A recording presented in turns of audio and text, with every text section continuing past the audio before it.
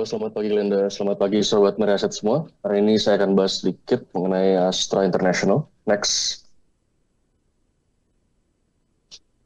Ya, jadi kita bahas sektoral dulu. Untuk penjualan four wheel wholesale untuk bulan Maret 2024 ini mencapai 74.000 unit, peningkatan 5,8% month on month, tapi penurunan yang cukup besar sekitar 26,2% year on year-nya.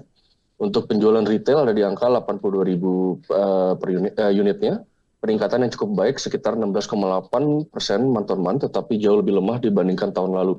Ini penurunan sekitar 14,9%. Kalau kita lihat secara kumulatif, penjualan wholesale di kuartal pertama 2024 ini ada di angka 215.000 unit, di mana angka ini lebih rendah dibandingkan tahun lalu sekitar 23,9%. Ada beberapa faktor yang mempengaruhi angka penjualan otomotif yang lemah ini di kuartal pertama 2024. Yang pertama adalah sentimen pemilu yang historiknya mempengaruhi pola pembelian kendaraan baru, dan kedua adalah daya beli masyarakat yang masih belum pulih.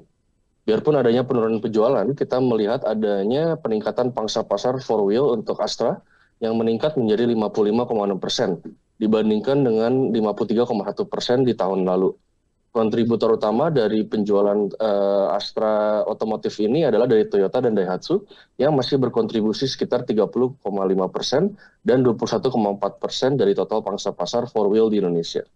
Ada beberapa brand yang malah kehilangan pangsa pasarnya seperti Honda yang turun dari 16,6% di tahun lalu menjadi 13% di kuartal ini. Next. Untuk hasil first quarter 2024, Astra ini masih cukup inline dengan ekspektasi dan run rate kami, biarpun lebih lemah dibandingkan tahun sebelumnya. Pendapatan bersih dan laba bersih Astra ini pada first quarter 2024 menurun sebesar 2,1% dan 5,5% masing-masing. Penurunan ini sesuai dengan penurunan di sektor otomotif ya, serta kinerja bisnis alat berat dan pertambangan. Kontributor utama pendapatan bersih Astra adalah dari sektor otomotif dan HMCE, yang porsi kontribusinya untuk otomotif sekitar 42% dan HMCE 40%. Biaya pendapatan pada first quarter 2024 ini tercatat sebesar 63,6 miliar, ini menurun sekitar 2% ya, dari 65 miliar. Penurunan biaya pendapatan terutama disebabkan oleh pengurangan biaya bahan bakunya. Kalau kita lihat di pendapatan bersih segmen otomotif turun menjadi 2,8 triliun, turun sekitar 9%, utamanya karena penurunan volume penjualan. Penjualan mobil Astra pun juga turun ya, sekitar 20% menjadi 120.000 unit dong. Namun pangsa pasarnya terjaga di 56%. Pendapatan bersih segmen layanan keuangan juga meningkat 12% menjadi 2,1 triliun. Ini didorong oleh pertumbuhan bisnis pembiayaan konsumen dengan pembiayaan baru naik sekitar 8%. Untuk pembiayaan mobil dan motor juga ada peningkatan menjadi 571 miliar untuk mobil dan 1,1 triliun untuk motor. Pembiayaan peralatan berat juga ada pertumbuhan yang cukup baik. Ini berkontribusi pada peningkatan laba bersihnya. Kalau kita lihat ke segmen HMCE-nya, kita melihat ada penurunan laba sekitar 15% ya, menjadi 2,8 triliun. Ini kita lihat terutama karena berkurangnya kontribusi dari sektor pertambangan dan mesin konstruksi. Kalau PT United Tractor ini melaporkan penurunan laba 15% menjadi 4,5 triliun. Penjualan alat berat Komatsu-nya yang turun cukup besar ya, turun sekitar 37%. Dan dengan penurunan pendapatan dari suku cadang dan layanan juga.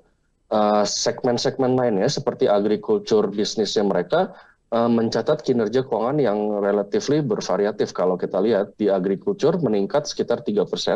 Untuk infrastruktur dan logistik ada peningkatan yang cukup signifikan 24%. Sektor teknologi informasi ini juga ada peningkatan 16%, dan properti stabil pendapatannya di 45 miliar. Tapi dari semua ini karena kontribusinya masih sangat kecil, jadi tidak begitu signifikan terhadap revenue dari Astra ini. Overall masih inline dengan ekspektasi kita dan harapannya adalah perbaikan kinerja di kuartal mendatang. Next.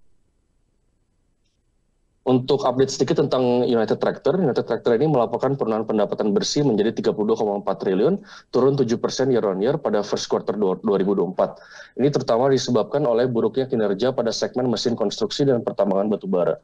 Laba bersih juga turun 4,5 triliun seperti yang barusan kita mention. Penurunan 15% dipengaruhi oleh biaya keuangan yang lebih tinggi dan kerugian selisih kurs. Penjualan alat berat Komatsu juga turun 37%, pendapatan dari suku cadang dan jasa turun 11%.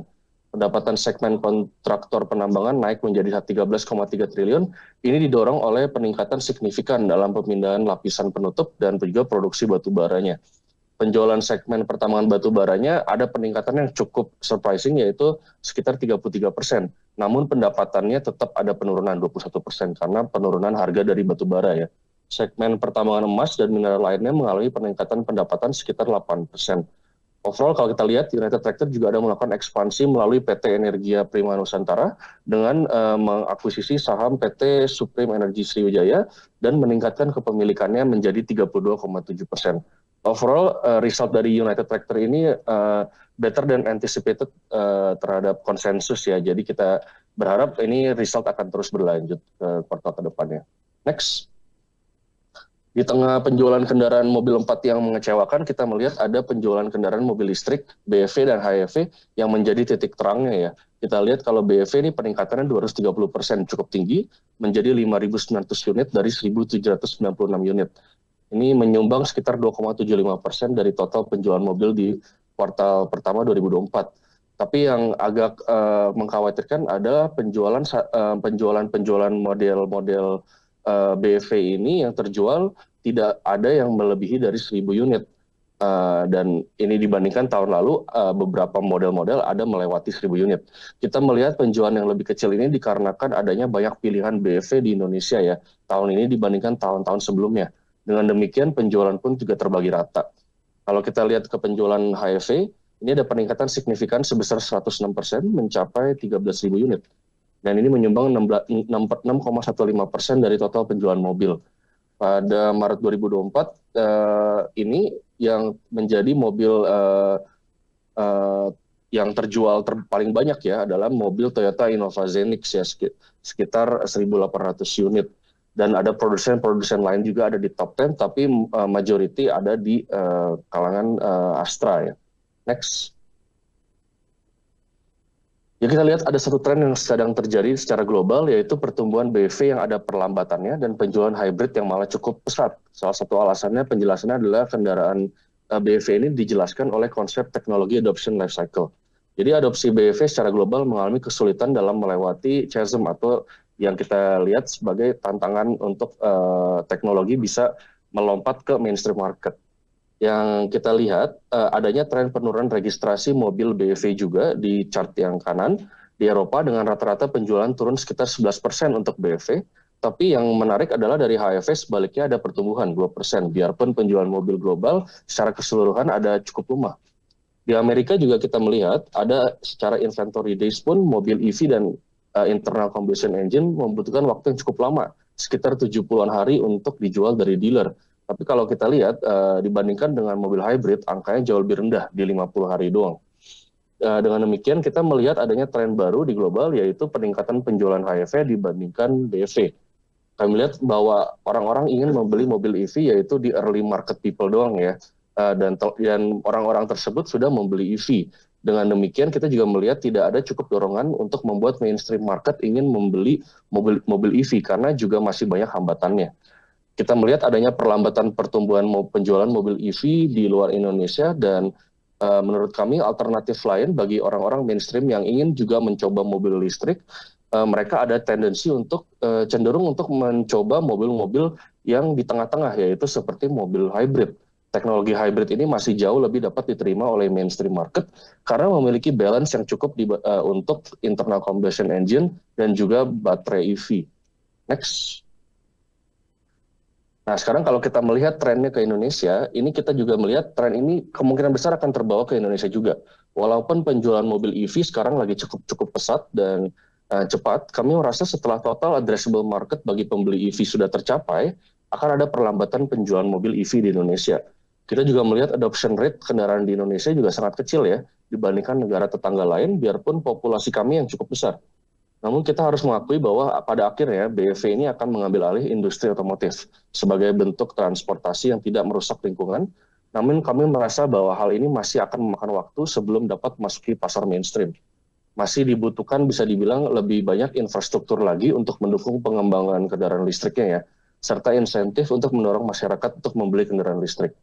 Jadi sementara itu menurut kami kendaraan HEV akan menjadi pilihan yang tepat yang bertindak sebagai jembatan yang secara perlahan-lahan memperkenalkan manfaat elektrifikasi kendaraan ke mainstream market. Next.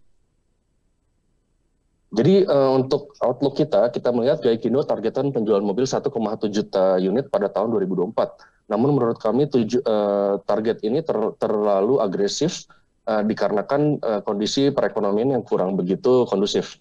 Meskipun Gaikindo optimis, perkiraan kami lebih rendah untuk tahun 2024 ini kira-kira cuma di angka 900.000 penjualan mobil. Kami juga memperkirakan penjualan akan melemah pada tahun ini di kuartal kedua, khususnya di bulan April ya, karena dipengaruhi oleh Lebaran. Potensi pemulihan di sektor otomotif, penjualan juga mungkin akan terjadi di second half 2024 karena ada potensi penurunan suku bunga di kuartal keempat 2024 ini. Kami mempertahankan rekomendasi trading buy untuk Astra di target price kita di 6.050 ya. Kami tetap optimis terhadap Astra, prospek kedepannya digabungkan dengan penilaian yang relatively discounted sekarang, dan juga harapan perekonomian yang lebih baik di second half 2024 ini. Sekian presentasi pagi ini dari saya, kembali ke Glenda.